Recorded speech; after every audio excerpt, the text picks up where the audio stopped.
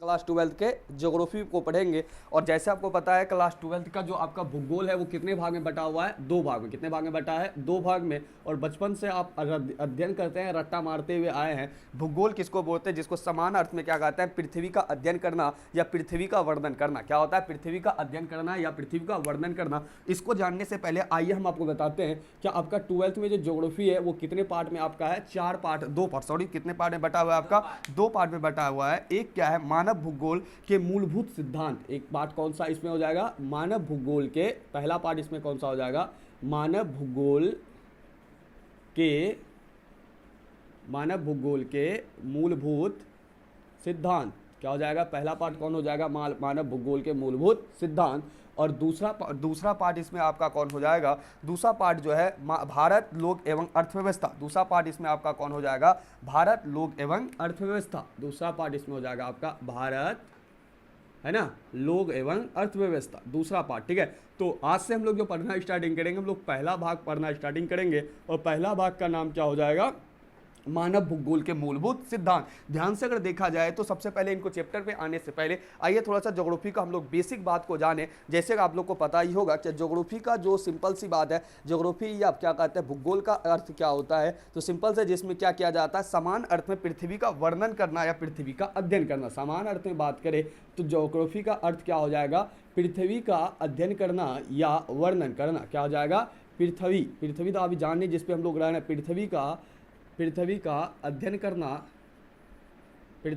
अध्ययन करना या वर्णन करना। ठीक है, पृथ्वी का अध्ययन करना या वर्णन करना। आइए थोड़ा सा इससे हम लोग आगे की ओर जाने। तो ध्यान से अगर देखा जाए तो ज्योग्राफी का जो सबसे पहली बार प्रयोग किया था, यानी भूगोल शब्द का जो प्रयोग किया था, ज्योग्राफी शब्द का जो पहली बार प्रयोग किया था वो आपका ज्योग्राफी शब्द, यानी याद रहे भूगोल शब्द का प्रयोग किसने किया था, तो इरेटोस्थेनीज इस शब्द का क्या किया था, प्रयोग किया था। याद है, दोनों में अंतर रहेगा। एक और इसमें सवाल आएगा, इरेटोस्थेनीज इसका क्या किया था, ज्योग्राफी शब्द का यानी भूगोल शब्द का क्या किया था, प्रयोग किया था। भूगोल शब्द का क्या किया था, प्रयोग किया था। और याद रहे ज्योग्राफी जो आपका है, ठीक है, आपका जो ज्योग्राफी है ये ग्रीक भाषा का शब्द है। ज्योग्राफी किस भाषा का शब्द है, आपका ग्रीक भाषा का शब्द है। ज्योग्राफी जो आपका है वो किस भाषा का शब्द है, ग्रीक भाषा का शब्द है। और ये ग्रीक भाषा का ज्योग्राफी जो है, इस शब्द का प्रयोग सबसे पहली बार किसने किया था, तो इरेटोस्थेनीज। कौन किया था, इरेटोस्थेनीज। और ज्योग्राफी का जो फादर बोला जाता है यानी जनक बोला जाता है, वो जनक आपका किसको बोला जाता है, हिकेटियस को। किसको बोला जाता है,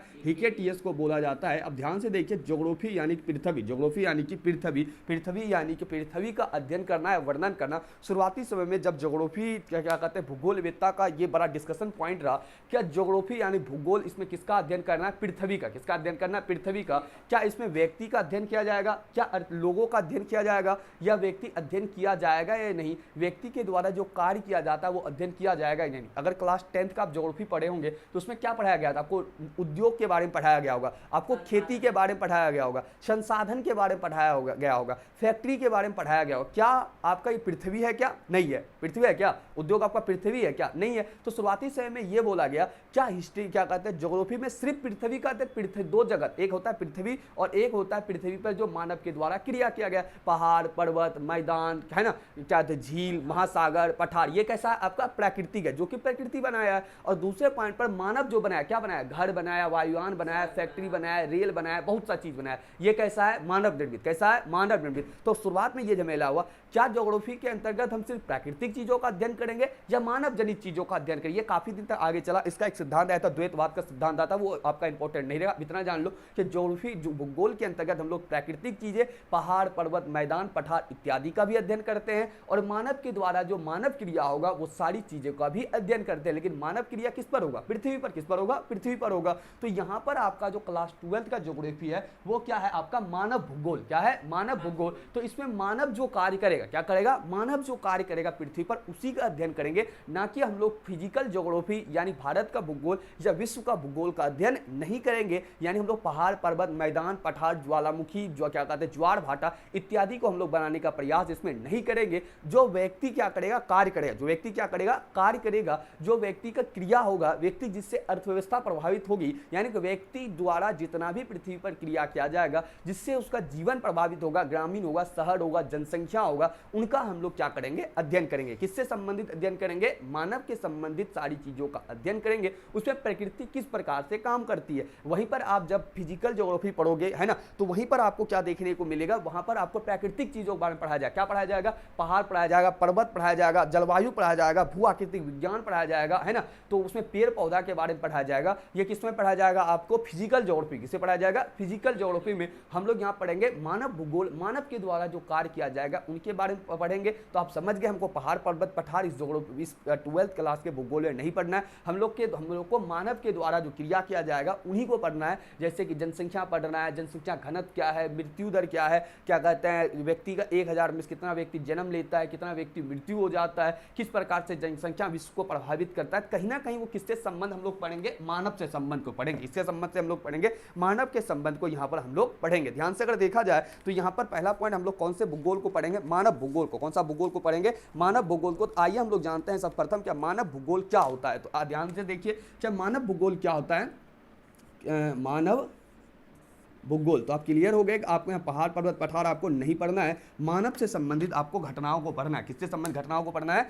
मानव से संबंधित। ध्यान से देखो, मानव भूगोल का डिफिनेशन हो जाएगा क्या, भूगोल की एक ऐसी शाखा, क्या हो जाएगा, भूगोल की एक ऐसी शाखा, भूगोल की एक ऐसी शाखा जिसमें किसका अध्ययन करेंगे, जो मानव की गतिविधियों का अध्ययन करेगा। जो किसके अध्ययन करेगा, जो मानव की गतिविधियों का अध्ययन करेगा। किसकी गतिविधि का अध्ययन करेगा, मानव की गतिविधियों का अध्ययन करेगा। ठीक है, मानव की गतिविधियों का अध्ययन करेगा, जो मानव की गतिविधियों का क्या करेगा, अध्ययन करेगा। ठीक है, याद रहे क्या मानव भूगोल में किसका अध्ययन करेंगे, मानव की गतिविधियों का अध्ययन करेंगे। वही हम लोग भौतिक भूगोल पढ़ते हैं तो उसमें पृथ्वी का जो कहीं ना कहीं परिचर्चा रहता है उन्हीं को हम लोग अध्ययन करते हैं। तो आप समझ गए इसमें किसका गतिविधि का अध्ययन करेंगे, भूगोल की ऐसी शाखा जिसमें मानव की गतिविधि का अध्ययन करेंगे, वो आपका कौन सा भूगोल कहलाएगा, मानव भूगोल। क्या कहलाएगा, मानव भूगोल। ध्यान से अगर देखा जाए तो ज्योग्राफी जो है आपका, जो ग्रीक वर्ड का शब्द है ज्योग्राफी शब्द निकला है जियोग्राफिया से। किससे निकला है, जियोग्राफिया से। ठीक है, आप जो ज्योग्राफी शब्द को देख रहे हो ये किस शब्द से निकला है,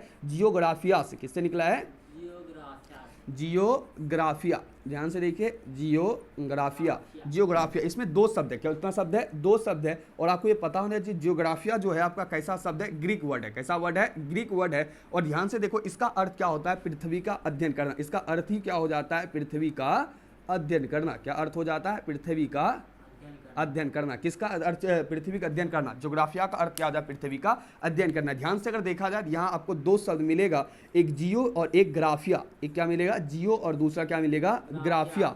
ध्यान से देखो, ये सब पूछता नहीं है, सिर्फ जानकारी के लिए आप जान लो। ठीक है, सवाल जो पूछेगा वो पहले चैप्टर से पूछेगा, वहां से हम लोग मेन चैप्टर पे आएंगे। ठीक है, जियोग्राफिया, जियो का अर्थ सिंपल सा अर्थ होता है पृथ्वी। जियो का समान अर्थ में क्या होता है, पृथ्वी। और यहाँ पर ग्राफिया का अर्थ होता है अध्ययन करना या वर्णन करना। क्या हो जाएगा, अध्ययन करना, या इसका अर्थ हो जाएगा वर्णन करना। क्या हो जाएगा, वर्णन करना, या इसी को आप बोल सकते हो लिखना। क्या बोल सकते हो, लिखना। यानी सिंपल सा अर्थ है जिसमें हम लोग पृथ्वी का अध्ययन करेंगे, उसे हम लोग क्या कहेंगे, क्या कहेंगे, जिसमें हम लोग पृथ्वी का अध्ययन करेंगे वो क्या कहलाएगा, आपका ज्योग्राफी कहलाएगा। और शुरुआती समय में सिर्फ हम लोग किसके बारे में, ये बहुत ही बड़ा भूगोलवेत्ता के बीच क्या रहा, मतभेद रहा। क्या अगर आप क्या कहते हैं पृथ्वी का अध्ययन बोल रहे हैं तो उसमें पहाड़ पर्वत पठार का अध्ययन कीजिए। अब उसे मानव जनित क्रिया का अध्ययन क्यों करेंगे। लेकिन बाद में दोनों को शामिल किया गया, मानव भूगोल को भी ज्योग्राफी में शामिल किया गया और प्राकृतिक भूगोल को भी क्या किया जाता है, ज्योग्राफी में शामिल कर दिया जाता है। तो इतना ही आप याद रखो, क्या हमें यहाँ पर क्या पढ़ना है, क्लास 12 का ज्योग्राफी पढ़ना है। ठीक है, और बिहार बोर्ड के दृष्टिकोण से जितना इंपॉर्टेंट सवाल होगा सारा हम डिस्कशन करेंगे। उसके साथ ही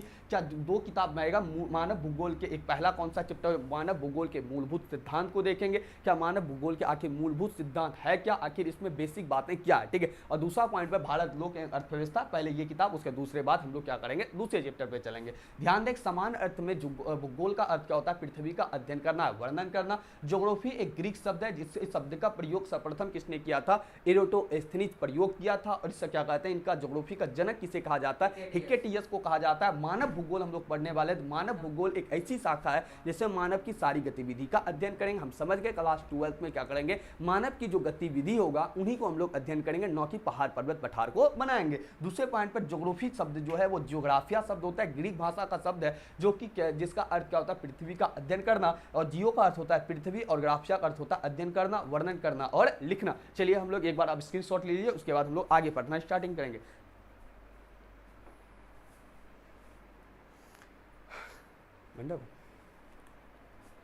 तो चलिए हम लोग मेन चैप्टर पर चलते हैं। पहला चैप्टर को आज हम लोग देखेंगे, मानव भूगोल के प्रकृति एवं विषय क्षेत्र। मानव भूगोल के प्रकृति एवं विषय से ध्यान से देखते हैं, इसमें एक ही सवाल पूछता है। इसमें कितना सवाल पूछा आज तक? एक ही सवाल पूछा है। इससे ऑब्जेक्टिव एक दो पूछेगा, तो आइए हम लोग इसे घिसते हुए निकलेंगे। ठीक है, आइए ध्यानपूर्वक देखते हैं।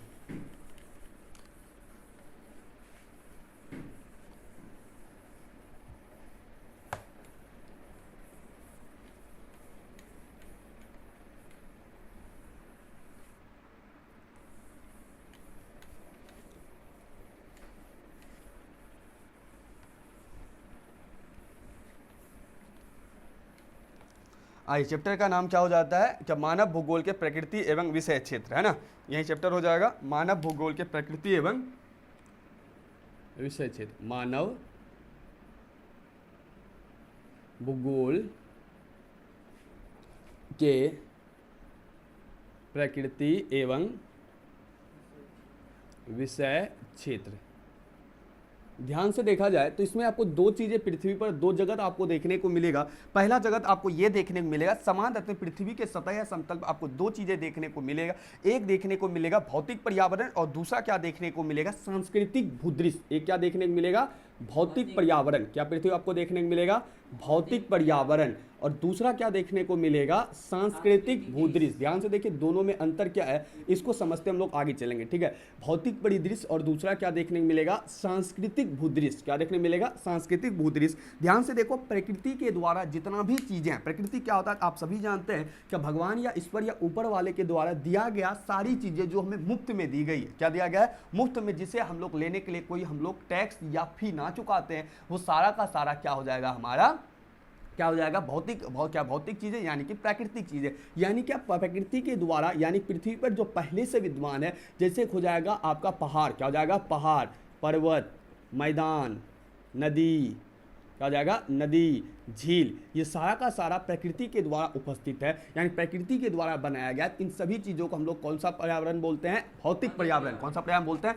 भौतिक पर्यावरण। वहीं पर यहाँ पर व्यक्ति के द्वारा क्या बनाया गया? वायुयान। क्या बनाया गया? वायुयान। क्या बनाया गया? रेलवे। क्या बनाया गया? रेलवे। क्या बनाया गया? सड़क। क्या बनाया गया? आवास। क्या बनाया गया? आवास। यानी मानव के द्वारा जितना भी चीज बनाया गया है, वो सारा का सारा आपका क्या कहलाता है? सांस्कृतिक भूदृश्य के अंतर्गत आता है। किसके भूदृश्य के अंतर्गत आता है? सांस्कृतिक भूदृश्य के अंतर्गत। अब ध्यान से अगर समझो, क्या शुरुआती समय में जब मानव, आदिम मानव था, जब जंगल में रहता था, वो पूरी तरीके से भौतिक पर्यावरण पर आधारित था या सांस्कृतिक भूदृश्य पर आधारित था? तो शुरुआती समय में मानव किस पर आधारित था? पूरी तरीके से प्रकृति पर ही आधारित था। लेकिन ध्यान से देखो, मानव भूगोल क्या हो जाएगा? मानव भूगोल प्राकृतिक जगत तथा मानवीय जगत के मध्य स्थापित परिवर्तनशील संबंध का अध्ययन करता है। ध्यान से देखो, क्या मानव भूगोल क्या है? क्या चाहे भौतिक जगत हो, चाहे क्या कहते हैं भौतिक जगत हो, और दूसरे पॉइंट पर क्या हो जाएगा? इसको आप एक लाइन में क्या बोल सकते हो? मानवीय जगत भी बोल सकते हो। क्या बोल सकते हो? मानवीय जगत। और क्या कहते हैं? मानव भूगोल के अंतर्गत यही दोनों के संबंध को हम लोग पढ़ेंगे। कौन से दोनों के संबंध को पढ़ेंगे?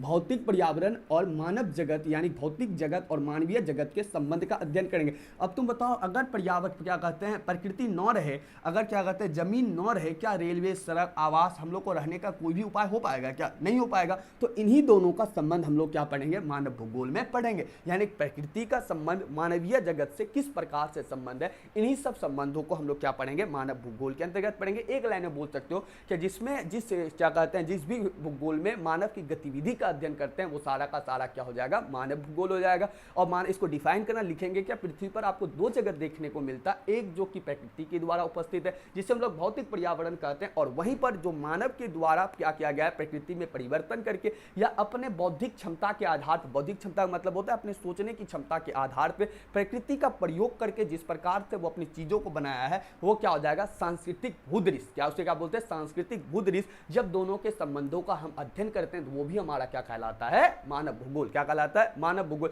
यहाँ दो ही चीज है ना, एक प्रकृति के द्वारा बनाया गया, एक किसके द्वारा बनाया गया है? मानव के द्वारा। और कुछ बनाया गया है क्या? और किसी के द्वारा नहीं। वही प्रकृति को तुम बोल दो भगवान, क्या बोल सकता है? भगवान बोल सकता है, ऊपर वाला बोल सकता है। हर एक धर्म में अपना अपना अलग अलग होता है, लेकिन ज्योग्राफी में एक ही भाषा, वो कौन सा होता है? कौन सा होता है? प्रकृति। क्या होता है? प्रकृति। ठीक है, आगे ध्यान से देखो, मानव भूगोल के कुछ आप डिफिनेशन जान लो, जो आपसे पूछेगा, या आप सेम टू सेम उतारने का प्रयास कीजिएगा, जो कि आपको पूछेगा। ध्यान से देखो, मानव भूगोल की कुछ परिभाषाएं, क्या हम लोग देखेंगे? मानव भूगोल की परिभाषाएं बहुत इंपॉर्टेंट रहेगा। मानव भूगोल की परिभाषाएं, ठीक है, मानव भूगोल की परिभाषाएं, ठीक है। मानव भूगोल की परिभाषा। ध्यान से देखें, मानव भूगोल की परिभाषा देखा, मानव भूगोल के जनक जर्मन के भूगोलवेत्ता फ्रेडरिक रेटेजल। ध्यान से देखो, मानव भूगोल का जो जनक माना जाता है, किसको जनक माना जाता है? मानव भूगोल का, ठीक है।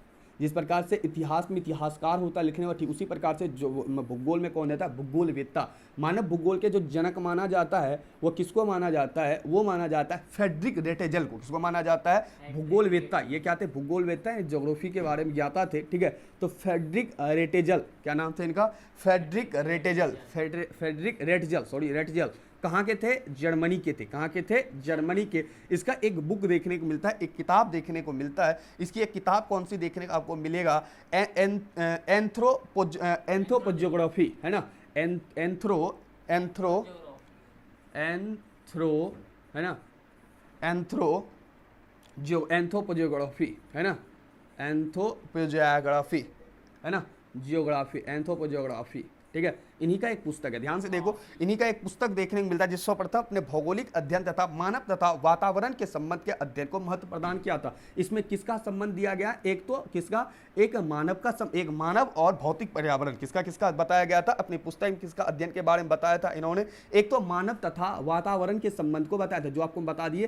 क्या भूगोल हम लोग किसके किसके संबंध पढ़ेंगे? मानव का, और दूसरा वातावरण, यानी क्या हम लोग प्रकृति के दोनों के संबंध के बारे में पढ़ेंगे। ध्यान से देखो, ऑब्जेक्टिव कैसे बन सकता है? क्या मानव भूगोल का जनक किसे बोला जाएगा? फ्रेडरिक रेटजल को बोला जाएगा। कहाँ के थे? जर्मनी के थे। और उसकी कौन सी किताब थी? एंथ्रोपोजियोग्राफी थी, ठीक है। बुक लेते हैं, 20 बुक हो जाएगा आपका। और ध्यान दें, इस किताब में किससे? मानव और वातावरण के संबंध को बताया था। लेकिन हम लोग वातावरण को नहीं पढ़ेंगे, प्रकृति को नहीं पढ़ेंगे, पढ़ेंगे किसको? हम लोग सिर्फ मानव के भूगोल को पढ़ेंगे, मानव जनित क्रियाओं को पढ़ेंगे। पहला बात ये हुआ। दूसरा पॉइंट पर इसका क्या कहते हैं? इसका डिफिनेशन कौन सा दिया था? रेटेजल जो क्या कहता है मानव भूगोल का डिफिनेशन दिया था, भूगोल मानव समाजों तथा धरातल के बीच संबंधों को संश्लेषित करता है। ये क्या लिखता है? भौतिक दशाओं का इसका एक और परिभाषा क्या है? रेटजल महोदय के अनुसार मानव भूगोल के दृश्य। ध्यान से देखो क्या लिखता है, क्या इसका डिफिनेशन, किसका डिफिनेशन? मानव भूगोल का डिफिनेशन रेटेजल के द्वारा क्या दिया जाता है? रेटेजल क्या लिखता है इसका डिफिनेशन? क्या मानव भूगोल के दृश्य, क्या लिखता है? मानव भूगोल, ध्यान से देखिए क्या कि ये आपको सेम टू सेम क्या कहते हैं पूछेगा ऑब्जेक्टिव में देखे तो आपको सेम टू सेम ही लिखाना पड़ेगा, ठीक है। मानव भूगोल के दृश्य क्या लिखता है? मानव भूगोल के दृश्य सर्वत्र वातावरण से संबंध है। क्या लिखता है? सर्वत्र का मतलब सभी, पूरा का पूरा, सर्वत्र वातावरण से संबंध है, जो भौतिक दशाओं का योग होता है। वातावरण, ठीक है, वातावरण से संबंध है, जो क्या लिखता है? जो क्या होता है? भौतिक दशाओं का योग होता है, जो भौतिक दशाओं का योग होता है। ध्यान रहे, इनके द्वारा यही डिफिनेशन दिया गया। कौन सा डिफिनेशन दिया गया? चाहे मानव भूगोल दृश्य सर्वत्र वातावरण से संबंध है, जो कि भौतिक, यानी क्या बताता है? मानव भूगोल का सारा संबंध किससे है? वो आपका किससे संबंध हो जाएगा? सिर्फ वातावरण से। वो सारा का सारा संबंध याद रहना चाहिए। मानव भूगोल का ये सारा संबंध वातावरण प्रकृति से बता रहा है, और सारा का सारा जो मानव भूगोल वो बता रहा है, वो किससे संबंध बता रहा है? आपका प्रकृति से, यानी वातावरण। अब इतना याद रखें, ये आपका डिफिनेशन है, याद करने की जरूर प्रयास करना। चाहिए डिफिनेशन किसके द्वारा दिया गया था? आपका रेटजल महोदय के द्वारा दिया गया। किसके महोदय द्वारा गया था? फ्रेडरिक रेटजल महोदय के द्वारा ये डिफिनेशन दिया। एक और हम लोग डिफिनेशन देख लेंगे सिंपल का। किसका डिफिनेशन देख लेंगे हम लोग? सिंपल का देख लेंगे। और सिंपल का डिफिनेशन क्या लिखता है? ध्यान से देखिए, मानव भूगोल क्रियाशील मानव तथा अस्थायी। ध्यान से देखिए, सिंपल का देखिए डिफिनेशन क्या हो जाएगा? इसी में एक व्यक्ति और हुआ, ठीक है। ऐसे अब किताब में बहुत सा दिया गया है, हम आपको ऑब्जेक्टिव मेन में लिखा देते हैं मानव भूगोल का डिफिनेशन। ऐसे आप मानव भूगोल समझ ही गए हैं, जिससे भौतिक क्या कहते हैं? मानव की गतिविधि का अध्ययन करेंगे, लॉन्ग रूप करें तो एक भौतिक पर्यावरण और एक मानवीय पर्यावरण जो है, दोनों का संबंध का जब अध्ययन करते हैं, वो हम लोग किसमें करते हैं? मानव भूगोल के अंतर्गत करते हैं। और कुछ हम लोग इंपॉर्टेंट डिफिनेशन को देख रहे हैं, और कुछ सिंपल का डिफिनेशन क्या लिखता है? ध्यान से देखिए, सिंपल के द्वारा कहा जाता है मानव भूगोल क्रियाशील मानव। क्या लिखता है? मानव भूगोल क्रियाशील मानव। ध्यान से देखिए, यहाँ से ऑब्जेक्टिव बनेगा क्रियाशील मानव, ठीक है, तथा अस्थाई पृथ्वी के परिवर्तनशील संबंध, तथा अस्थाई पृथ्वी के अस्थाई पृथ्वी आपका कैसा हो जाएगा? अस्थाई। कैसा है पृथ्वी आपका? अस्थाई पृथ्वी के परिवर्तनशील संबंधों का अध्ययन है। ये क्या लिखता है? परिवर्तनशील संबंधों का अध्ययन है। ध्यान से देखो,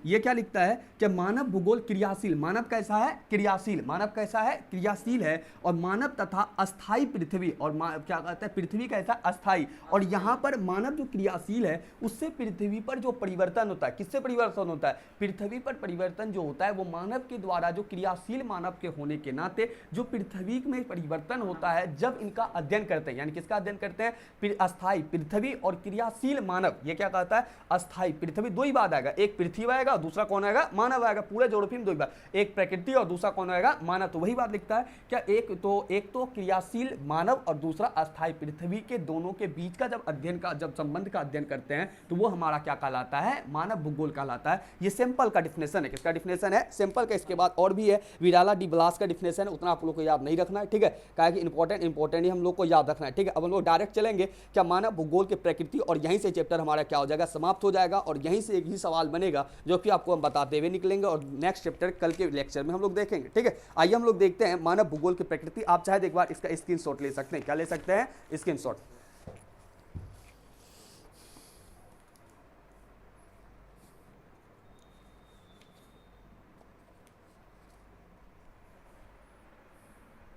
हो गया, ठीक है? आइए चलते हैं हम लोग मानव भूगोल के लोग प्रकृति को देखें, उसका आधी चैप्टर खत्म हो जाएगा, ठीक है? इंपॉर्टेंट देखना है, उतना मोटा किताब है, एसवीपीडी का किताब है, तो लॉन्ग टर्म लग जाएगा खत्म करने में, तो उतना हम लोग को नहीं देखना है। जो बोर्ड के दृष्टिकोण से इंपॉर्टेंट रहेगा सिर्फ उन्हीं को हम लोग देखते हुए चलेंगे, ठीक है? ध्यान से देखिए क्या कहते हैं, मानव भूगोल की प्रकृति। ध्यान से देखो, मानव भूगोल की प्रकृति क्या पढ़ेंगे हम लोग? मानव भूगोल की प्रकृति। मानव भूगोल प्रकृति। ध्यान से देखो, मानव भूगोल की प्रकृति आपकी किताब में 3 स्तर पे बताएगा। हम जैसे पढ़ा रहे हैं आप वैसे पढ़िएगा, सेम टू सेम किताब से आप चाहे तो पढ़ सकते हैं। थोड़ा बहुत अंतर दिखेगा तो आपको घबराना नहीं है, ठीक है? ध्यान से देखो, जो आपका पहला है इसमें कहा जाता है, इसे कहा जाता है निश्चयवाद। क्या निश्चयवाद? एक आपको यहाँ पर ये देखने को मिलेगा, क्या आपको यहाँ पर आपको पूरी तरीके देखने को मिलेगा, एक वर्ड देखने को मिलेगा क्या, संभववाद। एक वर्ड क्या देखने को मिलेगा? संभववाद। आपको 3 भाग पढ़ाएंगे, एक निश्चयवाद पढ़ाएंगे, एक संभववाद, एक नव निश्चयवाद। ध्यान से देखो, पहला क्या प्रकृति में क्या देखने को मिलेगा? निश्चयवाद। क्या देखने को मिलता है? निश्चयवाद। क्या नाम हो गया इसका? निश्चयवाद। इसी का और नाम देखने को मिलेगा आपको, क्या देखने को मिलेगा? क्या कहते हैं? नीतिवाद या नितांत आवश्यकता की स्थिति। इसी का एक नाम और देखने को क्या देखने को मिलेगा? नियतिवाद। क्या देखने को मिलेगा? नियतिवाद। क्या देखने को मिलेगा? नियतिवाद। और इसी को एक और नाम क्या दिया जाता है? नितांत पर्यावरण निश्चयवाद। इसी को और एक क्या बोला जाता है? पर्यावरण निश्चयवाद, या अब इसी को क्या बोल सकते हो? नितांत आवश्यकता की स्थिति। क्या बोल सकते हैं आप? नितांत आवश्यकता की स्थिति, ठीक है? बनाना नहीं है, ठीक है? निश्चयवाद। दूसरे पॉइंट पर आपको पढ़ना है संभववाद। क्या पढ़ना है? संभववाद। तीसरा पढ़ना है आपको नव निश्चयवाद। क्या पढ़ना है? नव निश्चयवाद। क्या पढ़ना है? नव निश्चयवाद। ध्यान से देखिए, इसका भी अलग अलग नाम हो जाएगा। जैसे आपका संभववाद का नाम क्या हो जाएगा? नितांत स्वतंत्र। इसका अन्य नाम में क्या हो जाएगा? संभववाद। दूसरा क्या कहता है? नितांत स्वतंत्रता की आवश्यकता। इसका नाम क्या बोल सकते हो? संभववाद का एक ही नाम रहने देते हैं। और इसका जो नाम हो जाएगा नव निश्चयवाद का एक और नाम क्या हो जाएगा? रुको और जाओ। क्या हो जाएगा? रुको और जाओ निश्चयवाद। इसका एक और नाम क्या हो जाएगा? रुको और जाओ क्या हो जाएगा? निश्चयवाद। वो किसका नाम हो जाएगा? नव निश्चयवाद का। किसका नाम हो जाएगा? नव निश्चयवाद का। रुको और जाओ निश्चयवाद। इसमें क्या हो जाएगा आपका? रुको और जाओ। इसका एक और नाम क्या हो जाएगा? रुको और जाओ निश्चयवाद। ध्यान से एक एक लाइन आपको समझिए, इतना ही सवाल इंपॉर्टेंट रहेगा। ध्यान से देखो, निश्चयवाद जो है वो पूरी तरीके से बताता है कि पृथ्वी आपका निश्चित रहता। इसमें सर्वोपरि यानी कि इसमें सबसे महत्वपूर्ण स्थान जो बताएगा वो बताता है आपका, किसका बताएगा? ये बताएगा आपको पूरी तरीके से प्रकृति का बताएगा। यानी ये स्थान किसका बताएगा? इंपॉर्टेंट। ये बताएगा आपका पूरी तरीके से प्रकृति को सर्वोपरि बताएगा। किसको सर्वोपरि बताएगा? प्रकृति को, ठीक है? संभववाद जो पूरी तरीके से सर्वोपरि बताएगा वो किसको बताएगा? मानव को। किसको बताएगा? मानव को। एक एक लाइन समझिए। नव निश्चयवाद जो सर्वोपरि बताएगा वो आपका किसको बताएगा? ये मानव को भी सर्वोपरि बताएगा और किसको बताएगा? प्रकृति को। तो इसका नाम क्या? नव निश्चयवाद। एक एक लाइन में आपको निश्चयवाद। अब कोई भी घटना निश्चित है, अगर तूफान आएगा तो ये घटना प्रकृति निश्चित कर सकता है, व्यक्ति निश्चित कर सकता है? तूफान आएगा तो व्यक्ति संभव कर सकता है ना। तूफान अगर आएगा तो सही में निश्चित जो है वो किसको पता है? प्रकृति को पता है। तो निश्चयवाद याद करने का तरीका, तो निश्चयवाद कौन हो जाएगा? प्रकृति। अब संभव, अब तूफान आएगा, ये संभावना कौन लगा सकता है? मानव। तो ये संभववाद में याद करने का तरीका, संभववाद में मेन कौन हो जाएगा? मानव। नव निश्चयवाद, रुको और जाओ, नव निश्चयवाद नहीं, नया निश्चयवाद, तो ये क्या है कि इसमें प्रकृति भी हो जाएगा और दूसरा कौन हो जाएगा? मानव भी हो जाएगा। ध्यान से देखो, क्या निश्चयवाद का समर्थन में सबसे ज्यादा समर्थन किसको दिया जाता है? प्रकृति को। संभववाद में किसको स्थान दिया जाता है? मानव को। नव निश्चयवाद जो नया उसमें कहा था प्रकृति भी इंपॉर्टेंट है और दूसरा मानव भी इंपॉर्टेंट है। ध्यान से देखो, आदिम मनुष्य जो था, आज से पहले का मनुष्य अगर बात करेगा, तुम बताओ क्या प्रकृति की मनुष्य पूजा करता है या नहीं करता? अगर आप क्लास 12 में पढ़े होंगे, वैदिक सभ्यता से पढ़े होंगे, तो शुरुआती समय में मानव प्रकृति का क्या करता था? पूजा करता था। क्या करता था? प्रकृति का पूजा करता था। एक बात बताओ, जब प्रकृति का मानव पूजा करेगा, ठीक है, किसमें? निश्चयवाद में सारा का सारा फोकस कौन है? प्रकृति है। मानव अपने आप को क्या मानेगा? कुछ नहीं मानेगा। जिस प्रकार से तुमको अभी अगर तुम देखा होगा, क्या रेटेजल क्या लिखा था? डिफरेंस रेटेजल क्या लिखा था? क्या पूरा का पूरा वो उसका संबंध किससे बता रहा था? जितना भी संबंध है वो किससे बता रहा था? प्रकृति से। तो ये किसका क्या कहते हैं? आपको पूछा रहा है, रेटेजल किसका समर्थन कर रहा था? ये आपका निश्चयवाद का समर्थन। किसका समर्थन कर रहा था? निश्चयवाद का। अब तुम बताओ, अगर प्रकृति का तुम पूजा कर रहा है, क्या प्रकृति से ज्यादा तुम क्रिया करेगा या प्रकृति पर सारा चीज छोड़ देगा? शास्त्र समझो, अगर प्रकृति को तुम सारा मान रहा है, सब चीज, इसको क्या बोलता है? नीतिवाद। अब ध्यान से देखो, नीति मतलब जो नियति में होगा होगा। निश्चयवाद ही बोलता है कि जो नीति में होगा होगा, लेकिन आज का मानव कहता है कि जो नीति में होगा होगा, नहीं कहता है ना। आज व्यक्ति कहता है हम अपने प्रयास से, अथक प्रयास से, परिश्रम से हम लोग नीति को भी क्या कर सकते हैं? बदल सकते हैं। लेकिन निश्चयवाद क्या बोलता है? जो होगा होगा, वहां पर हम कुछ करने वाले, उसमें किसको माना जाता है? प्रकृति को इंपॉर्टेंट। तुम बताओ, अगर प्रकृति यहां पर इंपॉर्टेंट है, क्या मानव इससे प्रकृति से ज्यादा अननोन क्रिया करेगा कि कम अननोन क्रिया करेगा? सिंपल सी बात है, अननोन क्रिया क्या करेगा? आपका कम करेगा, क्योंकि ये सारा चीज किस पर छोड़ रखा है? सारा किसके छोड़ रखा है? प्रकृति पर। अगर सारा का सारा चीज अगर प्रकृति पर छोड़ रखा है, क्या रखा है? सारा का सारा चीज किस पर छोड़ रखा है? अगर प्रकृति पर छोड़ रखा है, तुम बताओ मानव का जो बौद्धिक विकास है, जो दिमागी विकास है, वो ज्यादा होगा कम होगा?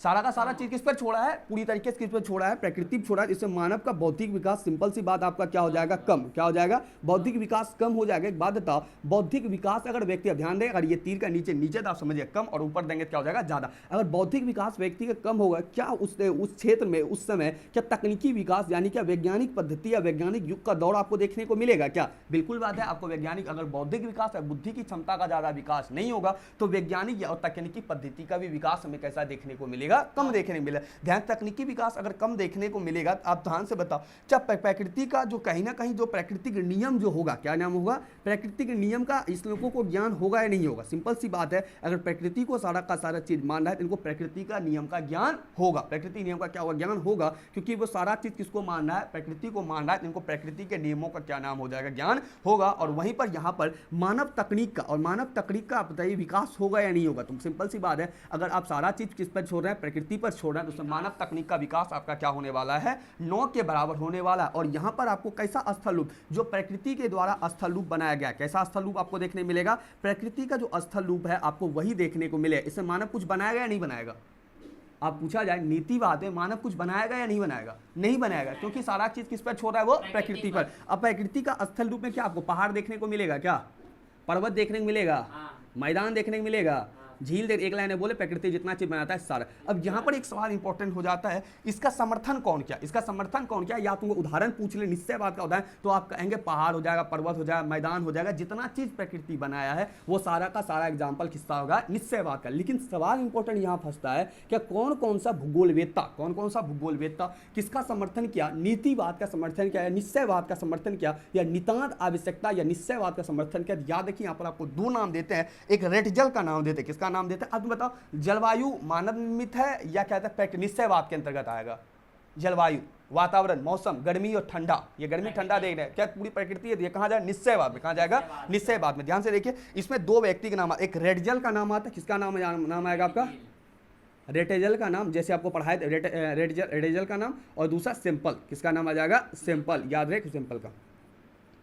याद रहे कौन कौन समर्थन, रेटिजल समर्थन क्या और कौन क्या समर्थन क्या कहता है, निश्चयवाद का समर्थन कौन क्या, ऐसे किताब में बहुत है, इंपॉर्टेंट यही है, एक रेटिजल और दूसरा कौन है आपका सिंपल, रेटिजल और सिंपल। ध्यान से देखें, अब आते हैं हम लोग संभववाद, किसमें आता है संभववाद। अब तुम बताओ संभववाद में सर्वोपरि किसको रखा है, मानव, और आज का मानव भी देखेगा तुम हर एक चीज को क्या बनाना चाहता है, संभव बनाना चाहता है। अब तुम बताओ ये प्रकृति के नियमों को अकॉर्डिंग चलेगा, प्रकृति के नियमों के अकॉर्डिंग नहीं चलेगा, ये प्रकृति नियमों के अकॉर्डिंग नहीं चलेगा, ये कहा है कि सर्वोपरि स्थान किसको मान रहा है, मानव को। तो अगर मानव को सर्वोपरि स्थान मान रहा है, तुम बताओ ये कहीं ना कहीं मान क्या कहता है, अनून क्रिया प्रकृति के साथ ज्यादा करेगा या कम करेगा, ज्यादा करे, क्योंकि वो ये चाहता क्या है, हम क्या करें, अधिक से अधिक क्या करें, परिवर्तन करें, क्या परिवर्तन करें, अधिक से अधिक क्या करें, परिवर्तन करें, जिस कारण से इसका प्रकृति से अननोन क्रिया क्या हो जाएगा आपका ज्यादा, या अननोन क्रिया क्या करेगा ज्यादा। अब तुम बताओ अननोन क्रिया अगर ज्यादा कर रहा है, अगर क्रिया कर रहा है, काम कर रहा है, तो इसका सिंपल सी बात है बौद्धिक विकास हुआ होगा, यानी दिमागी स्तर पर इसका क्या हुआ होगा, विकसित हुआ होगा, तब ना ये अननोन क्रिया कर रहा है। तो बौद्धिक विकास अगर हुआ होगा तो कहीं ना कहीं वहाँ मानव तकनीकी का विकास होगा, किसका विकास होगा, मानव तकनीकी का विकास होगा, यानी कि कहीं ना कहीं वहाँ पर वैज्ञानिक युग आपको देखने को मिलेगा। अब वैज्ञानिक युग देखने को मिलेगा, इसे प्राकृतिक नियम का ज्ञान होगा या नहीं होगा, सिंपल सी बात है, ये सारा का सारा इंपॉर्टेंट किसको मान रहा है, अपने को मान रहा है। तो ये प्राकृतिक नियमों का ज्ञान रख के कुछ करने वाला है क्या, तो शुरुआती से ये तो प्राकृतिक नियम का ज्ञान का कुछ करेगा क्या, नहीं करेगा, क्योंकि ये सारा का सारा इंपॉर्टेंट किसको दे रहा है, मानव को दे रहा है। अगर एक चीज को तुम इंपॉर्टेंस दे रहा है तो दूसरी चीज का ज्ञान अपने आप आपका क्या हो जाता है, कम हो जाता है। तो बौद्धिक विकास होगा, मानव तकनीक वैज्ञानिक पद्धति का विकास तो होगा, लेकिन मानव अपने आप को यहां पर क्या बताएगा, पूरी तरीके से क्या बताता है, क्या जो है हम है, जो क्या है हम है। तो यहां पर मानव क्या करेगा, अपना विकास का, मानव क्या करेगा, अपना विकास करेगा। उदाहरण के तौर पे कहेंगे सर आप क्या कहते हैं, मानव को क्या करते हैं, प्रथम स्थान पे रहते हैं, तो इसका एग्जांपल, तो मानव क्या बसाएगा, गांव बसाएगा, क्या बसाएगा, गांव बसाएगा, क्या बसाएगा, गांव बसाएगा, शहर बसाएगा, हवाई अड्डा बनाएगा, क्या बनाएगा, हवाई अड्डा बनाएगा, और क्या बनाएगा, रेलवे बनाएगा, क्या बनाएगा, रेलवे बनाएगा, और क्या बनाएगा, आवास बनाएगा, क्या बनाएगा, आवास बनाएगा, और क्या बनाएगा, सड़क बनाएगा। यानी मानव अपने बौद्धिक विकास का प्रयोग करेगा, और इस बौद्धिक विकास का प्रयोग करते हुए बहुत से चीजों का क्या करेगा, निर्माण करेगा, किसके अंतर्गत करेगा, संभववाद में। अब तुम आराम से अंतर समझ सकते हैं, निश्चयवाद में सारा का सारा चीज कौन कर रहा है, प्रकृति कर रहा है, कौन कर रहा है, प्रकृति कर रहा है। और वहीं पर दूसरे पॉइंट पर संभववाद पे मानव जो प्रकृति से प्रयोग करके या अपने बौद्धिक विकास होने के बाद मानव क्या कर रहा है, सारा काम को कर रहा है। तो दो बात समझ गया, निश्चयवाद में सारा का सारा हीरो कौन है, प्रकृति है, उसे मानव एक मुखौटा के रूप में, और दूसरे पॉइंट पे संभववाद में सारा का सारा हीरो कौन बन जाता है, तुम्हारा मानव बन जाता है। और क्या कहते हैं, इसका समर्थन रेटजल किया और पुसेम्पल किया, और वहीं पर इनका जो समर्थन करेगा यहाँ पर दो व्यक्ति करता है, ध्यान से देखो, इसलिए इसे क्या बोला जाता है, संभववाद, यानी सब चीज को ये संभव बनाना चाहेगा, क्या करना चाहेगा, सब चीज को ये संभव बनाना चाहेगा। और यहीं पर ये क्या नीतिवाद, निश्चयवाद में क्या होता है, नीति पर छोड़ दिया जाता है, जो नीति में होगा होगा, इसका होता है प्रकृति, जब क्या होता है ये प्रकृति। ध्यान से देखो, इसका जो समर्थन करता है यहाँ पर, इसका जो समर्थन करने वाला था, बहुत इंपॉर्टेंट सब समर्थन करने वाला कौन सा है, आपका निश्चयवाद, कौन सा है, निश्चयवाद है ना, यही है ना, संभववाद है ना, कौन सा वाद है ये, संभववाद ना। तो संभववाद की विचारधारा को सर्वप्रथम प्रतिपादन किया था फ्रांसीसी इतिहासकार लूसियन फ्रेवे किया था। ध्यान से देखो, इस किताब को संभववाद का विचारधारा का सर्वप्रथम प्रतिपादन, ध्यान से देखो, इस विचारधारा का, कौन सा विचारधारा का, संभववाद विचारधारा का सर्वप्रथम कौन किया था, समर्थन, संभववाद विचारधारा है ना, संभव विचारधारा, फर्स्ट समर्थन इसको कौन किया था, लूसियन फ्रेवे, कौन किया था इसको, लूसियन फ्रेवे किया था, ठीक है। सर्वप्रथम प्रतिपादन किया था इतिहास का लूसियन फ्रेवे, अपनी पुस्तक, आप किताब लिख दीजिएगा, जियोग्राफिकल इंट्रोडक्शन ऑफ हिस्ट्री, इसकी पुस्तक थी, कौन सी पुस्तक थी, जियोग्राफिकल इंट्रोडक्शन ऑफ हिस्ट्री। कहाँ का ये व्यक्ति था, तो ये आपका व्यक्ति था फ्रांसीसी था, क्या नाम था इसका, लूसियन फ्रेवे, क्या नाम था इसका, नाम व्यक्ति का नाम क्या था, लूसियन फ्रेवे। याद रखेंगे, लूसियन फ्रेवे किसका समर्थन किया था आपका, ये लूसियन फ्रेवे समर्थन, इसका डिफिनेशन याद मत किया करो, ठीक है, ऐसे पूछेगा भी नहीं, आपको पढ़ के सुना, लूसियन फ्रेवे किसका, किससे क्या कहते हैं, संभववाद का समर्थन किया था, किसका समर्थन किया था, संभववाद का। और लूसियन फ्रेवे कहाँ का था, फ्रांस का, कहाँ का था, फ्रांस का। हम किताब का नाम बोले, जब बोर्ड में थोड़ा जगह कम है, या ऊपर लिख देते हैं, क्या नाम है इसका, बुक का नाम क्या हो जाएगा, जियोग्राफिकल इंट्रोडक्शन और टू हिस्ट्री, क्या लिखा है, जियोग्राफिकल इंट्रोडक्शन टू हिस्ट्री, क्या इसका बुक का नाम क्या है, जियोग्राफिकल, क्या नाम है, जियोग्राफिकल इंट्रोडक्शन टू, ठीक है, इंट्रोडक्शन एक परिचय दिया था, जियोग्राफी इंट्रोडक्शन टू हिस्ट्री, यानी ज्योग्राफी का परिचय का क्या लिखा था, इतिहास, ठीक है, ठीक है, इन्हीं में क्या दिया था, ये पहली बार सर्वप्रथम क्या कहते हैं समर्थन किया था। और किसका समर्थन किया था तुम्हारा, किसका समर्थन किया था, संभववाद का। किसका समर्थन किया था, संभववाद। कब किया था, 1925 में। कब किया था, 1925 में। एक और व्यक्ति नाम है लुसियन फ्रेवे, लिखा था कोई कहीं कोई अनिवार्यता नहीं है, सर्वत्र संभावनाएं। इसका डिफिनेशन ध्यान से सुन लो, चाहे तो लिख सकता है। फ्रेवे क्या डिफिनेशन दिया था संभववाद के परिप्रेक्ष्य में, क्या कहीं कोई अनिवार्यता नहीं है, सर्वत्र संभावनाएं तथा मानव इन संभावनाओं को स्वामी होने के नाते इनके उपयोग करता है। क्या कहीं पर कोई प्रकृति का बंधन नहीं है, मानव के लिए हर जगह संभावना है, मानव इसका खुद मालिक का स्वामी है, मानव चाहे जो भी चीज का प्रयोग कर सकता है, मानव अपना बौद्धिक विकास की क्षमता के आधार पर हर जगह मानव की संभावना पॉसिबिलिटी है क्या वो काम को कर सकता है, उसमें कोई भी अनिवार्य नहीं है कि आपको ये काम प्रकृति की इंपॉर्टेंस देना जरूरी है। किसका मानना है, ये लुसियन फ्रेवे। लुसियन फ्रेवे कहता है हर एक जगह संभव है, मानव जब चाहे जहां वो कार्य को कर सकता है, हर एक जगह क्या है, संभव है। किसका मानना है, ये लुसियन फ्रेवे। किसका मानना है, लुसियन फ्रेवे का। ध्यान से देखिएगा, इसमें और एक व्यक्ति का नाम आता है, और एक व्यक्ति का जो नाम आता है वो आपको जैसे कि ध्यान से देखो, अगर इसमें दो तीन चीज ये भी बताया गया, जैसे कि डीएनए और अनुवांशिकी। अनुवांशिकी डीएनए सुना होगा, जो कि क्या कहते हैं अपने माता पिता से किसको प्राप्त होता है, फिर क्या बेटे उसके बेटे को प्राप्त होता है ना। इसी प्रकार से आगे आगे बढ़ता है। जिस प्रकार से डीएनए का खोज पता करने से, अनुवांशिकी का पता करने से व्यक्ति बीमारी का क्या कर लेता है, हल कर लेता है। व्यक्ति जब बीमारी होता है उसको क्या कर लेता है, हल कर लेता है। जैसे कि व्यक्ति को अगर वायु की गति पता चल गया तो उससे ज्यादा चलने वाला क्या बना दिया, हवाईयान बना दिया। ठीक उसी प्रकार से घर्षण और उष्मा का बल का घर्षण, यानी घर्षण का मतलब घसने और उष्मा का मतलब गर्मी, ये दोनों जब पता हुआ, घसने और गर्मी से क्या पकड़ लेता, आग। क्या पकड़ लेता, आग पकड़ लेता है। तब मानव किसका आविष्कार कर दिया, आग पकड़ लिया। यानी कि पूरी की पूरी जो लुसियन फ्रेवे के साथ साथ पूरी तरीके से जो इनका समर्थन करता है, किसका समर्थन करता है, आपका संभववाद का समर्थन करता है। वो कहता है हर एक जगह संभावना है और मानव क्या कर सकता है, उन संभावना का स्वामी मानव खुद है। पूछेगा क्या संभववाद में स्वामी जो होता है वो कौन होता है, संभावना का, तो उसमें कौन होता है, मानव ही स्वामी होता है। मानव हर एक चीज को कर सकता है। एक सवाल पूछे, क्या संभववाद में अनिवार्यता होती है, बिल्कुल अनिवार्यता नहीं होती है। हर एक जगह संभववाद में क्या होती है, सिर्फ संभावना। क्या होती है, संभावना। और निश्चयवाद में क्या होता है, हर एक जगह नीति। क्या होती है, नियति होती है। तो इसका समर्थन में और एक व्यक्ति और यहाँ पर फ्रांस का व्यक्ति था, एक व्यक्ति और कौन था, फ्रांसीसी भूगोलवेत्ता था जिसका नाम था विडाल डी ला ब्लास। क्या नाम था इसका, नाम विडाल डी ला ब्लास। क्या नाम था इसका, विडाल डी ला ब्लास। विडाल डी ला ब्लास, याद रहे नाम, विडाल डी ला ब्लास। और कौन कौन किसका समर्थन किया था, ये सबसे इंपॉर्टेंट है, ऑब्जेक्टिव पूछेगा। और यही एक बार पूछा था, संभववाद पर आप संक्षिप्त टिप्पणी लिखे। आज का सवाल यही इंपॉर्टेंट रहेगा कि आप लिख के लाएंगे, 4 नंबर में पूछा था। ठीक है, संभववाद पर टिप्पणी लिखे आप घर से, आपका HW यहीं पर हो जाता है। इसी बात को संभववाद आपके दिमाग में जितना है सारा लिखना है। और विडाल डी ब्लास आपके पास किताब भी होगा, आप इसका अभी डिफिनेशन भी लिख सकते हो, और रटने की कोई जरूरी नहीं है क्योंकि ऑब्जेक्टिव में डिफिनेशन नहीं पूछेगा।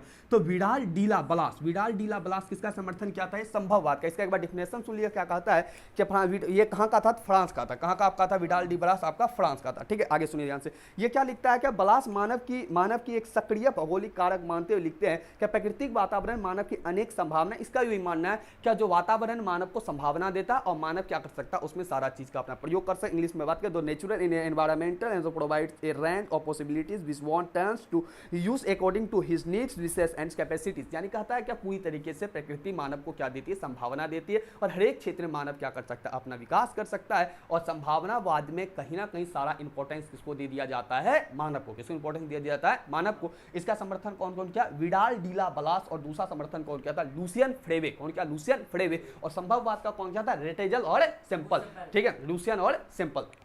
अब अंतिम अध्ययन करेंगे। नव निश्चयवाद में कहता है क्या कहीं ना कहीं सीमा है दोनों का, क्या है, सीमा है। कहने का अर्थ ये है क्या एक क्षेत्र तक प्रकृति का भी एक सीमा है और दूसरा क्षेत्र मानव का भी सीमा है। अगर दोनों की सीमा से आप बाहर काम करोगे वो आपके लिए हानिकारक होगा। नव निश्चयवाद क्यों कहता है, वो कहता है कि अगर प्रकृति का तुम ज्यादा से ज्यादा हनन करेगा तो प्रकृति तुम पर क्या करेगा, अपना कहर बरसाएगा। जैसे कि बात को, आज गर्मी इतना क्यों हो रही, क्योंकि आप अपने विकास के क्रम में हर एक जगह क्या देखा, विकास को देखा, संभावना को देखा और विकास कर गया, और पेड़ पौधा को काट दिया। पेड़ पौधा क्या कर दिया, काट दिया। क्या प्रकृति आज प्रभाव दिखा रही है, नहीं दिखा रही, बिल्कुल दिखा रही है। हरित गृह प्रभाव को देखने को मिलता है, जल प्रदूषण देखने को मिलता है, वायु प्रदूषण देखने को मिलता है। कहीं ना कहीं पूरी तरीके से प्रकृति आज को विचलित दिखती। क्यों, क्योंकि पूरी तरह आप क्या देखा, संभावना देखा। संभववाद कहता है या नव निश्चयवाद रुको और जाओ क्या कहता है, क्या आप उतना भी चीजों का हनन कीजिए जिसमें प्रकृति भी बचा रहे और मानव का जीवन भी क्या रहे, बचा रहे। इसमें दोनों को इंपॉर्टेंट दिया जाता है, एक प्रकृति को भी दिया जाता है और दूसरा किसको दिया जाता है, मानव को भी दिया जाता है। दोनों में क्या, दोनों को समान दिया जाता है। किसमें दिया जाता है?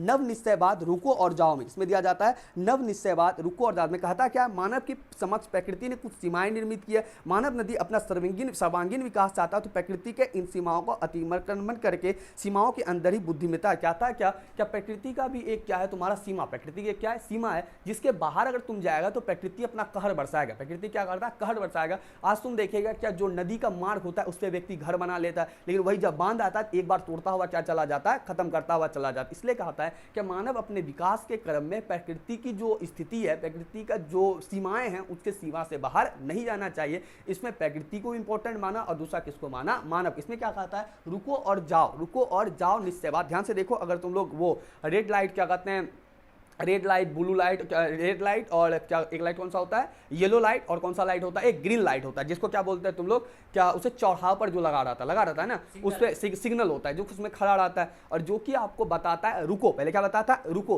उसका दिशा बताता है आप इधर इधर जाइए। ठीक उसी प्रकार से प्रकृति आपका चौराहा के समान है।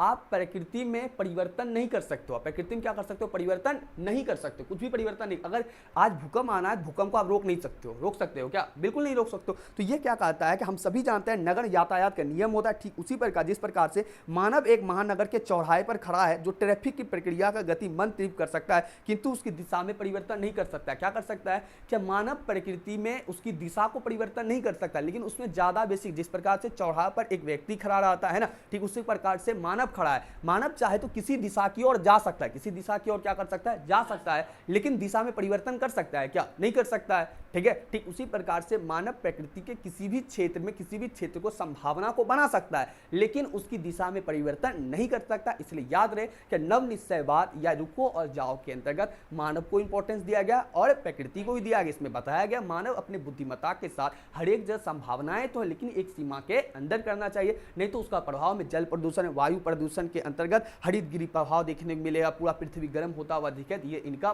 क्या कहते हैं, पृथ्वी का प्रभाव दिखाना प्रारंभ हो जाता है, जिससे मानव सभ्यता को कहीं ना कहीं पूरी तरीके से हानि पहुंचता है। इस कारण से मानव और प्रकृति दोनों का स्थान महत्वपूर्ण है, दोनों अपनी सीमाओं के अंदर रहना चाहिए। ये कौन सा अवधारणा होगा? नव निश्चयवाद की अवधारणा, जिसके अंदर रुको और जाओ, यानी विकास तो करना है लेकिन प्रकृति के नियमों को मानते हुए, नहीं तो उसका प्रभाव कैसा हो जाएगा? गलत हो जाएगा। कैसा हो जाएगा? गलत हो जाएगा। तो आइए देखते हैं इसका समर्थन कौन कौन किया था। इसका समर्थन जो किया था वो क्या था? एक ग्रिफिथ टेलर, नाम याद रखो, ग्रिफिथ टेलर की एक पुस्तक है, याद रख लेंगे जितना हम बोर्ड पे लिख रहे हैं। ठीक है, क्या नाम है? ग्रिफिथ टेलर की एक पुस्तक हो जाएगी, ग्रिफिथ टेलर। ध्यान से देखो, ग्रिफिथ टेलर की एक पुस्तक है, क्या नाम है इसका?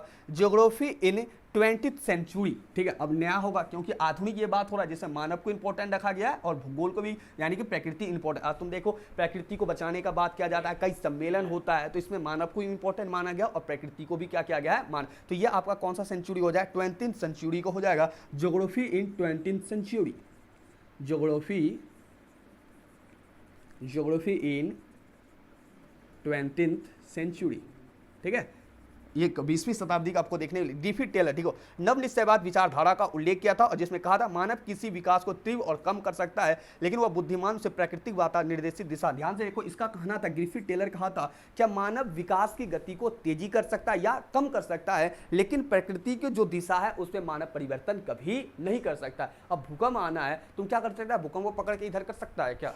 कभी नहीं होगा। तो मानव इसका कम या बेसी कर सकता है। अब देखो घर आज कैसा बना, भूकंप रोधी बन रहा है, तो मानव उसमें क्या कर सकता है? घर पे प्रभाव उसका कम पड़ेगा, इसके लिए वो कम या बेसी कर सकता है, कम या बेसी कर सकता है। अब देखो पहले आता था तूफान आता, घर उड़ा देता था, मानव आज क्या बना लिया? मजबूत घर बना लिया है, लेकिन क्या तूफान की दिशा को परिवर्तन कर देता है? ऐसे पकड़ के इधर से कहा था चल जाओ, ऐसे कभी नहीं होने वाला। तो उसका प्रभाव को मानव कम कर सकता है, लेकिन उसकी पूरी तरीके दिशा को परिवर्तन नहीं कर सकता है। किसका मानना था? Griffith Taylor. क्या नाम था? Griffith Taylor. और ग्रिफिथ टेलर का क्या कहते हैं किताब कौन सा? Geography in 20th century. Geography in 20th century, याद कर लें इसको। एक और व्यक्ति का नाम है टेलर। टेलर वही दिया था जो तो आपको बताए थे, क्या कहते हैं टेलर कौन सा दिया था? वही चौराहा पर जैसे लाल बत्ती सब लगा रहता है ना, तो इसमें सिग्नल टाइप का जो रहता है वही टेलर दिया था। इसका डिफिनेशन कौन दिया था? टेलर। और इसका समर्थन कौन कर दिया? आपका एक टेलर। ध्यान रहे, यहीं पर आपका चैप्टर खड़ा समाप्त होता है। ठीक है, यहीं पर आपका पहला चैप्टर समाप्त होता है और आपको यहाँ पर एक किताब में सामाजिक विज्ञान की, ये सब छोड़ दिए। ठीक है, इतना इंपॉर्टेंट याद कर लीजिए, आपका इंपॉर्टेंट रहेगा। तो आइए एक बार शॉर्ट में हम लोग अध्ययन करके आगे निकलते हैं। आज का क्लास हम लोग प्रकृति क्या कहते हैं, मानव भूगोल की प्रकृति जान, जिसकी 3 चीज जाना, एक निश्चयवाद, संभववाद संभववाद, नव निश्चयवाद, प्रकृति को इंपॉर्टेंट माना निश्चयवाद में और मानव को निश्चय कैसे माना संभववाद में, नव निश्चयवाद में किसके माना मानव और प्रकृति को। मानव और प्रकृति को ध्यान दें क्या कहते हैं, निश्चयवाद में प्रकृति को समर्थन रेटजियल और कौन कौन किया, सैंपल किया, और दूसरे पॉइंट पर संभववाद में कौन किया था, तुम्हारा दो व्यक्ति किया, एक लुसियन फ्रेवे किया और विडाल डी ब्लास के। लुसियन फ्रेवे का बुक का नाम क्या था, geographical introduction to history. Geographical introduction to history कब लिखा गया, 1925 में। और नव निश्चयवाद जैसे प्रकृति मानव दोनों इंपॉर्टेंट है, प्रकृति को सीमा को मानव का उल्लंघन नहीं करना है, इनके बारे में लिखता है। जो इनका समर्थन कौन किया, एक किया था ग्रिफिथ टेलर किया था, एक कौन समर्थन किया था, ग्रिफिथ टेलर, और वही टेलर का टेलर का ही वही डिफिनेशन था, ठीक है। और कौन सा पुस्तक ये लिखा था, ज्योग्राफी इन 20th सेंचुरी, और टेलर के ही द्वारा वो जो आपको बताए थे अभी चौराहा वाला जो डिफिनेशन दिया, पूछ दे चौराहा वाला दे के पूछ दे, अब चौराहा वाला हम किसका टिक आउट करेंगे, टेलर का, जिसमें लाल बत्ती ब्लू बत्ती। यहीं पर आपका चैप्टर समाप्त होता है। आई होप आपको समझ में आया होगा। तो मिलते हैं कल के नेक्स्ट वीडियो में। आप एक बार इसका स्क्रीनशॉट ले लीजिए।